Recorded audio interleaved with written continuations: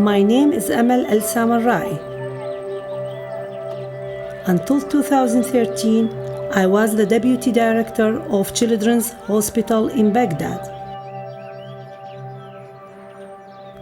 I have 3 adult children, 1 daughter and 2 sons. They are all in their 20s. The 5 of us had a happy, stable life. We lived together in a lovely and sweet home until 2003.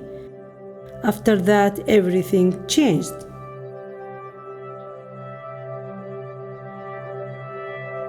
I am Mohammed Raif, a civil engineering consultant, born and raised in Baghdad. After 2003, I worked for the World Bank on development projects to help rebuild Iraq. In the early days, after the US toppled Saddam, we thought everything would be better and Iraq would become like a US state. Instead, Iraq was completely destroyed. The militia started to appear. They quickly got bigger. They started to kill innocent people, targeting educated professionals like us. Meanwhile, the US Army and the Iraqi Army attacked our home so many times just looking for suspicious people. Our daughter and oldest son graduated from medical school. Our daughter married a neurosurgeon, and they had a son in 2011. His name is Mohammed, just like his grandfather.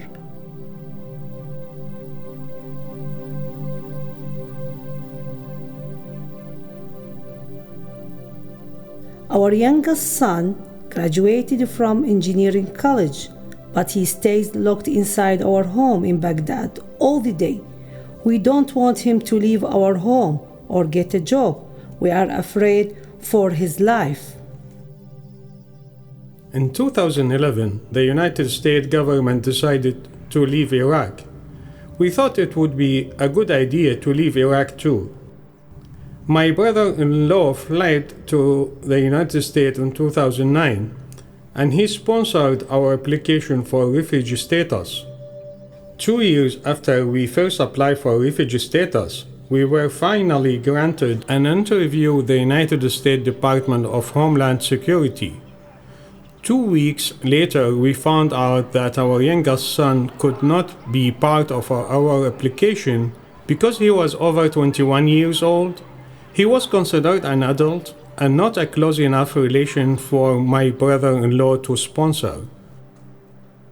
This is our first Ramadan and our first Eid without our kids, our sons, our daughter, our grandson, and my son-in-law. So we really miss them.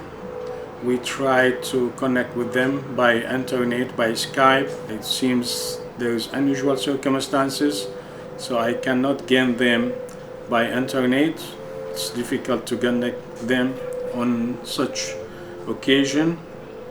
I really need to talk to them because I miss them, and I do believe that also they miss me because we used to be all together just like before in other Ramadan and other Eid. And as I said, this is our first Eid, our first Ramadan without being together. Why did the United States wait for 2 years before telling us he was ineligible? Why did they make us go through this process for 2 years with such false hope? As parents, we didn't know what to do. Should we come to United States or should we decline and stay in Baghdad with our family? We decided to try to become citizens and sponsor our children, but it's hard. Every day we think about reuniting our family. This is our dream. We cannot do any investment in Minnesota. We cannot buy a house for us in Minnesota because we have no family here. And we cannot also sell our properties back in Baghdad because our family is still there. And after all, they call it resettlement. Now we left our family, our home, our friends, our job, and also we left our lovely country. For what? What did Americans gain from that war?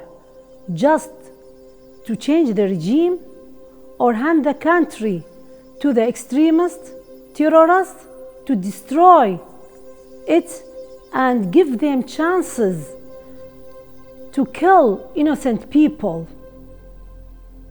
Help us to reunite our family and ensure that our children and grandchildren will be safe.